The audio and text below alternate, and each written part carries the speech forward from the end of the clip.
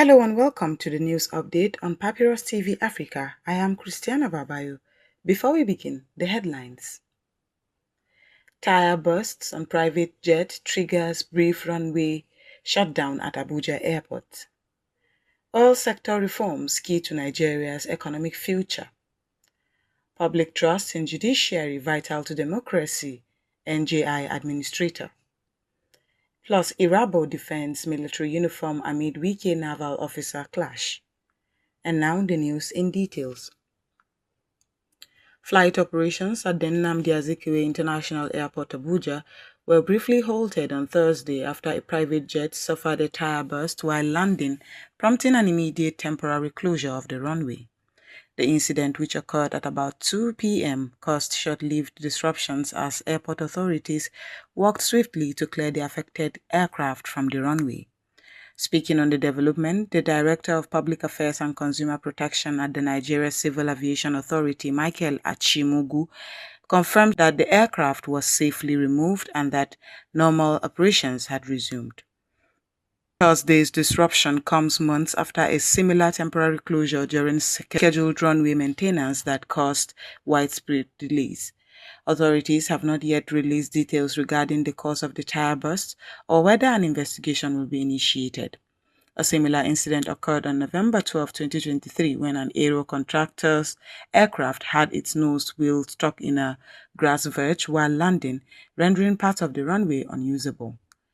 Normal services resumed soon after, and no casualties were reported in Thursday's incident. Stakeholders and youth leaders from across the Northwest gathered in Kaduna on Monday to discuss Nigeria's economic future and the role of ongoing reforms in the oil and gas sector. The event was organized under the First Citizens Connect conference themed Amplifying President Tinubu's Renewed Hope Agenda through Regulatory Excellence and Upstream Oil and Gas Performance. In his keynote address, Professor Usman Muhammad of Kaduna State University described reforms in the sector as central to Nigeria's economic recovery, urging citizens to support transparency, efficiency, and national self-reliance. He said Nigeria's vast energy resources, 37 billion barrels of crude oil and 209 trillion cubic feet of gas, remains underutilized due to its inefficiency, weak oversight, and persistent leakages. Mohammed highlighted the Petroleum Industry Act, PIA 2021, as a landmark achievement that created dedicated regulators, NUPRC and NMDPRA, but stressed that effective implementation remains the real challenge. He noted that despite reforms, crude oil production averaged just as 1.4 million barrels per day in 2024, far below Nigeria's OPEC quota due to theft, vandalism, and decaying infrastructure. Co-convener of the Congress, Malam Nasir Abdul Kadiri, said the program was designed to deepen participatory governance across Nigeria's 6 geopolitical zones. He described Kaduna as a symbolic venue representing the political and intellectual heart of the Northwest. Abdul Kadiri commended President Tinubu's reform efforts, including subsidy removal and deregulation, saying they were difficult but necessary steps towards long-term stability. He cautioned against divisive politics and external manipulation, noting that Nigeria must strengthen itself from within. Administrator of the National Judicial Institute (NJI), Justice Babatunde Adejumo, has reaffirmed that public confidence in the judiciary remains the foundation of any functional democracy, stating that justice must be delivered fairly, impartially, and without fear or favor. Speaking in Abuja at a briefing ahead of the 2025 All-Nigerian Judges Conference of the Superior Courts, scheduled for November 17th, Adejumo said a trusted judiciary strengthens the rule of law, safeguards fundamental rights, and upholds fairness and equity. He noted that the upcoming conference will bring judicial officers together to discuss ways to reinforce judicial independence, improve ethical standards, and ensure courts remain accessible, transparent, and responsive to citizens' needs. Adejumo said the NJI is committed to equipping judges and court personnel with the skills and values required for modern adjudication through continuous training, research, and capacity building. Highlighting the conference theme, Building a Confident Judiciary, approved by the Chief Justice of Nigeria, Justice Kudirat Kekereekun, He described it as timely given the judiciary's critical role in sustaining democracy. He also praised the media for promoting judicial transparency, urging court reporters to maintain high professional standards as their work shapes public perception and fosters accountability. Former Chief of Defense Staff General Lucky Irabo, retired, has criticized the public reactions trailing the clash between the Minister of Federal Capital Territory Nyesom Wike and a naval officer, Lieutenant Ahmed Erima, describing many of the commentaries as misguided and lacking understanding of what the military uniform represents. Speaking at the National Dialogue on Media, Terrorism and National Security during the 21st All Nigerian Editors Conference in Abuja on Thursday, Irabo stressed that the uniform worn by security personnel embodies the authority, dignity, and sovereignty of the Nigerian state. His remarks follow a viral video showing a heated confrontation in Gadua district, Abuja, where Lieutenant Yerima claimed to be protecting naval property, while Wike accused him of land encroachment. The incident ignited widespread debate over the boundaries of ministerial power and military authority. Irabo argued that much of the public commentary missed the real issue, which he identified as the sanctity of the uniform. He explained that even officers are bound by strict disciplinary rules and cannot act arbitrarily. While acknowledging Wike's constitutional control over land administration in the FCT, Irabo maintained that respect for uniform personnel remains non-negotiable. The retired general expressed concern over a decline in civic education and public appreciation of national institutions, warning that eroding respect for symbols of authority poses risks to Nigeria's stability. We will now go on a short break, and when we come back, the news will continue. Stay tuned. The Papyrus Global, we don't just cover events, we create cinematic experiences. From red carpets to birthdays, gala dinners, and your fairy tale weddings, we bring your moments to life with high-tech precision. Our gadgets are smarter, our lenses sharper, and our team simply world-class. Trust the Papyrus Global to tell your story in the boldest, brightest way possible.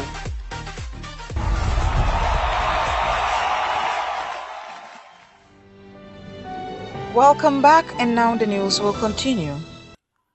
The Economic and Financial Crimes Commission (EFCC) has recovered 104,091,162.46 million in unremitted taxes from Kiara Rice Mills Limited and handed the funds over to the Niger State government.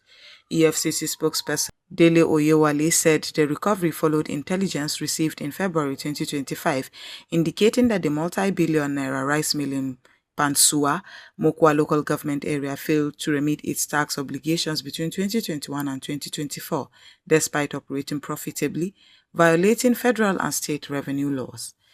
After investigation by the Commission's Foreign Exchange Malpractice Section confirmed the infractions, the EFCC secured full repayment of the outstanding taxes.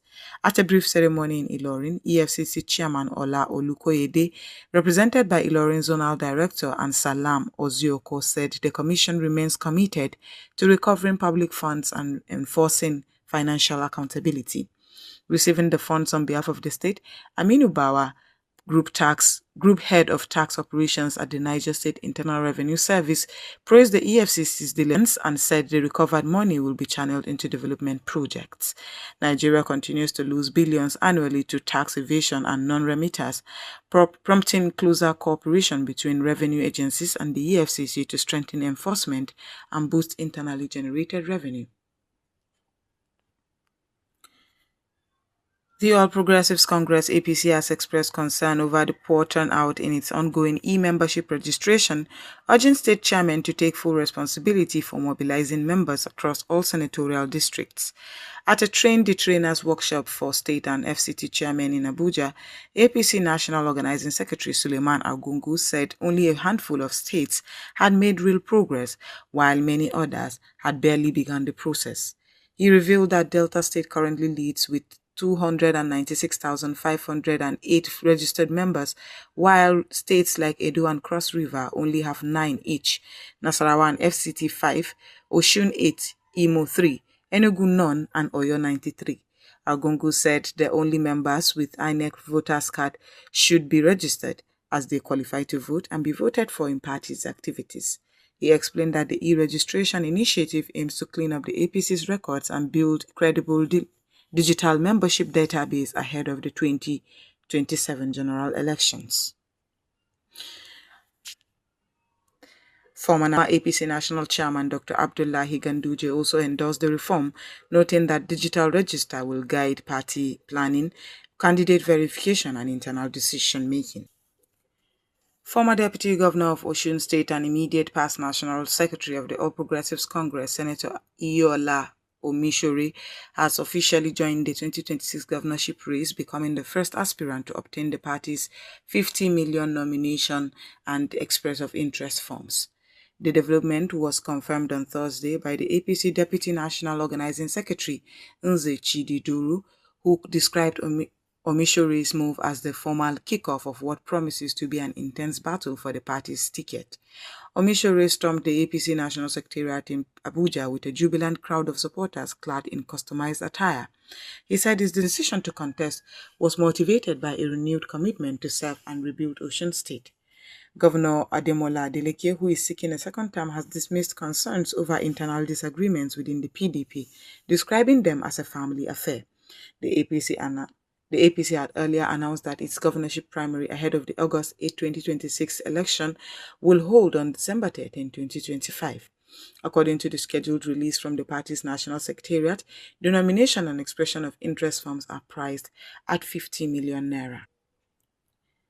The sales of form commenced on Wednesday, November 12, 2025, while completed forms and delegate lists must be submitted by December 1, 2025. Stakeholders across Africa's finance and extractive industries are intensifying calls for deeper value addition and stronger integration of gold into the continent's financial systems, highlighting its potential to strengthen economic resilience and build long-term wealth. At the recently concluded Gold Roadshow Africa, Executive Director of the Tropical General Investment Group's Mudassir Amri described gold as a metal of strategy and an inflation firewall, stressing its rising importance in an increasingly unstable global economy.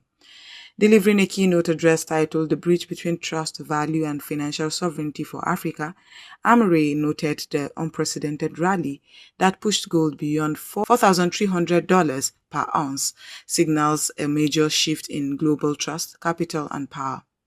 Amri lamented Africa's limited capture of gold's financial value despite producing over 40% of the world's supply, noting that the continent secures less than 2% of its full economic worth due to minimal local refining.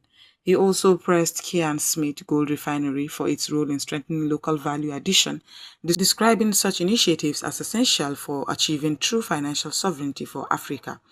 A panel session featuring Amri and Chapel Hill Denham CEO Bolaji Balogun, moderated by African Development Bank Senior Director Bode Oyetunde, explored the policy and structural reforms needed to embed gold into Nigeria's financial ecosystem. The event concluded with a unified commitment by participants to harmonize national policies, attract long-term investment, and deepen gold processing across Africa, key steps towards inclusive, sustainable growth in the continent's gold chain value. And that's all we have on the news update on Papyrus TV Africa. I am Christiana Babayo. Thanks for joining us.